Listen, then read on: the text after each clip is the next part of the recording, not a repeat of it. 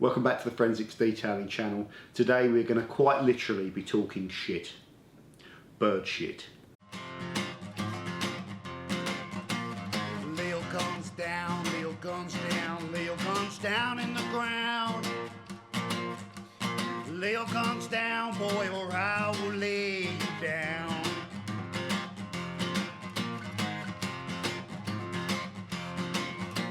Say your last prayer, and don't look back here no more. The Lord can't help you, you've gone too far for sure.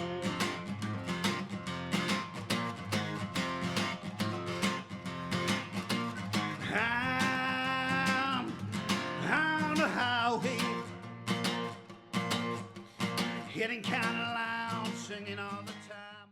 Okay guys, so I promise this is going to be a quick one. Today we're talking about bird shit, what it's going to do to your car and how you can remove it safely, okay? And the main emphasis on this video is just keeping it simple, because this is not a complicated subject matter, okay? So the first thing I want to get across in this video, okay guys, most important thing, when bird crap lands on your car, sits on your paintwork or your clear coat, it will damage your clear coat, okay? I know most people know that's quite a basic thing, but the longer it sits there, the more it damages it. I'm not sure of the exact anatomy of crap, but I believe it's acidic. So whatever's in that crap is slowly eating away at your clear coat, and whenever you wipe off a bird crap that's been there for a while, you'll see like the fried egg shadow of where the bird crap's been sitting. And if it's been sitting there really long and it was a real juicy one, you can even see like divots where the clear coat's been kind of eaten away, okay? So that's the first thing to understand.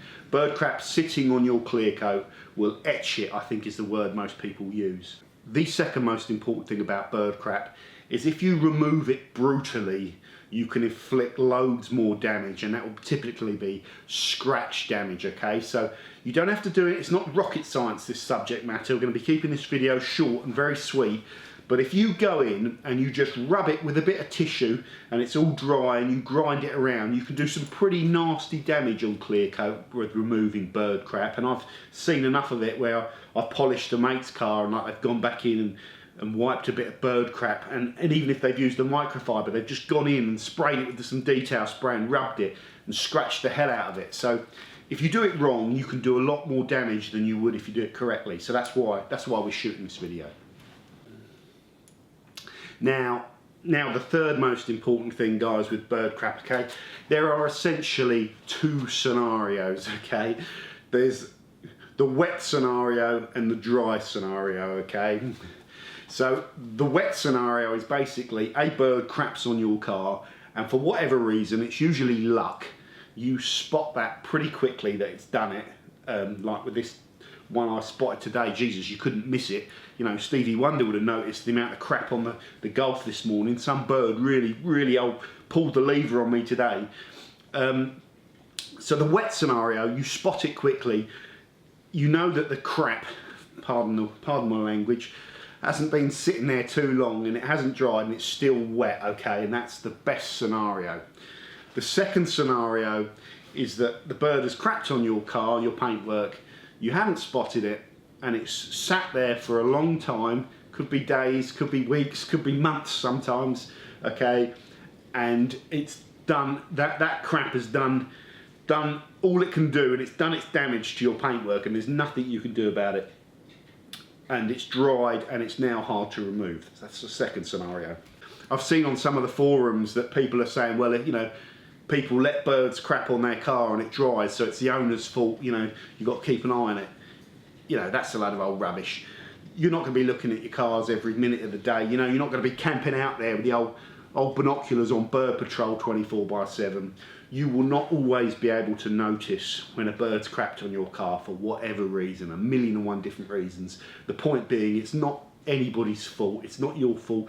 You know, if a bird craps on your car and it dries, it doesn't mean you're a kind of incompetent owner or something like that. So forget about that. When you notice it, you deal with it. I'm extremely grateful for this excellent piece of information.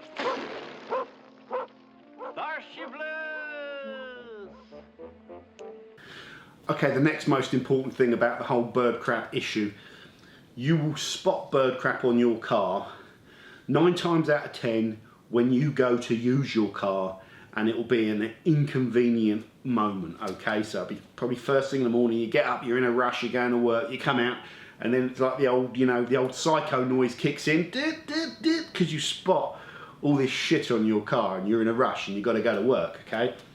Okay guys, so we'll start with just a simple thing, getting this crap off of your car in the quickest, safest way possible, on the assumption that you are going to be in a rush. You're not going to have time to go and drag the hose around, pull it all out, get your buckets and fill it up and shampoo it off and soak it and do the whole CSI, you know, CSI Miami on it. So all I do whenever I discover bird crap on my car is I go and reach for my O&R spray that's all mixed down to that kind of, I think I can't remember if I got it mixed to 256 to 1 or to a higher concentration. I think I got it that sort of detail spray concentration levels, which is a little bit stronger. And I get a sponge, okay?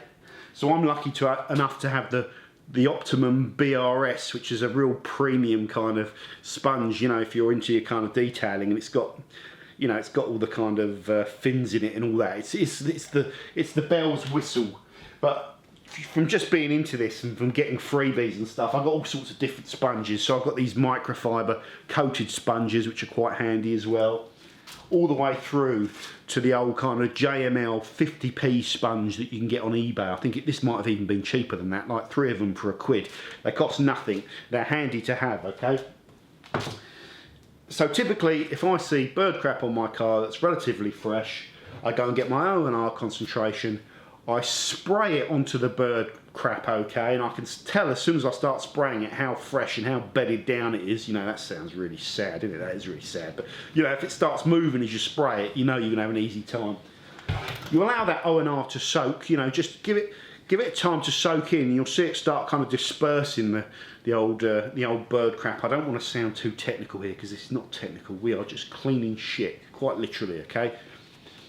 You let it disperse, you let it soak in, and then you put your big red sponge and you just gently wipe it. No downward pressure. You don't want to be pinning any of that sort of, you know, if there's any bits of shell or grit in that bird crap, you don't want to be pinning it and rubbing it around in circles and stuff. So you just, no pressure, one sweep, and most of the times it comes off straight away. If it doesn't, if there's anything left, another little squirt, then go back over it, okay? And you are done. 9 times out of 10, that method will work fine. It's only if it's been sitting there for a few hours or it's in the summertime and it's dried that you need to do a slightly different method.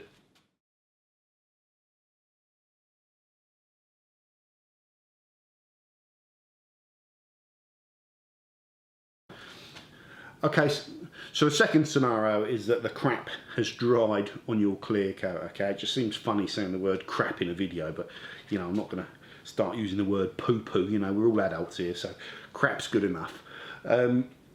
So the second scenario is the crap has dried on your clear coat. If it's dried, generally some etching will have occurred, okay?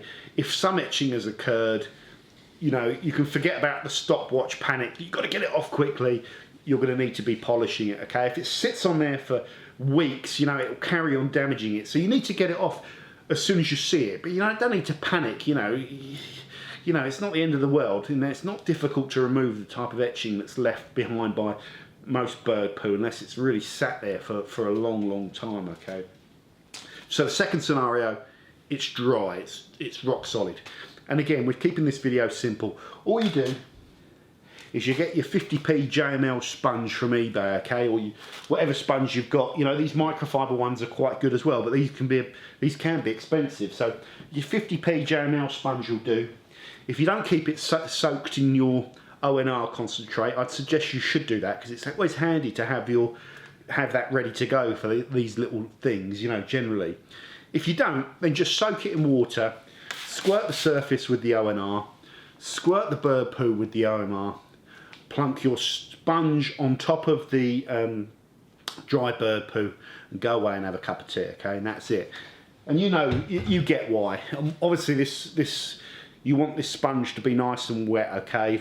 At least half full or close to saturation point, so that the sponge can just hold the water against the bird poo and just do all the work for you. So you haven't got to kind of be blasting it with the pressure washer, coming back 10 minutes later, blasting it again.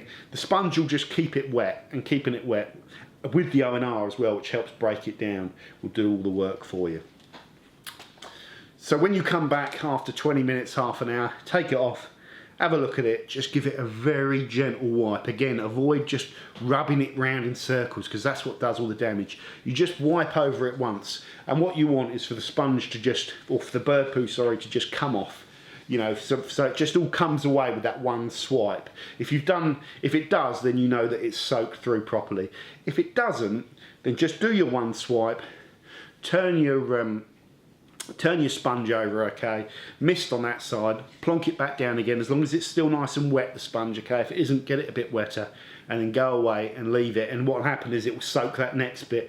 And eventually when you come back after 20 minutes, next time, I don't think I've ever had to go away and come back more than 2 or 3 times, and I've dealt with some real big, heavy, you know, turbo go large size craps on the car that have been sitting there for ages, and usually after 2 kind of goes it's soaked through and it comes off. So that second go you come back and just wipe it over and it should disappear. The O&R makes a big difference, okay, because I've been using this method for ages, but I've only been using O&R for less than a year. This though really helps to break that bird poo down, but it also helps just to, when you are wiping debris, that's a good word for it, when you're wiping crap which might have bits over the car, obviously go soft-handed, but the O&R will help reduce any kind of scratching that you might get if it wasn't there. So there you go.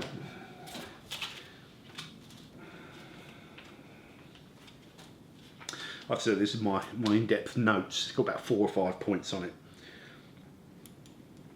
Okay, yeah, so I've said avoid grinding, you know, avoid using tissues or anything like that. Don't just, if you see a bird crap, if it's dry, hit it with detailer spray and grind it with microfiber. You know, you get where I'm going with that.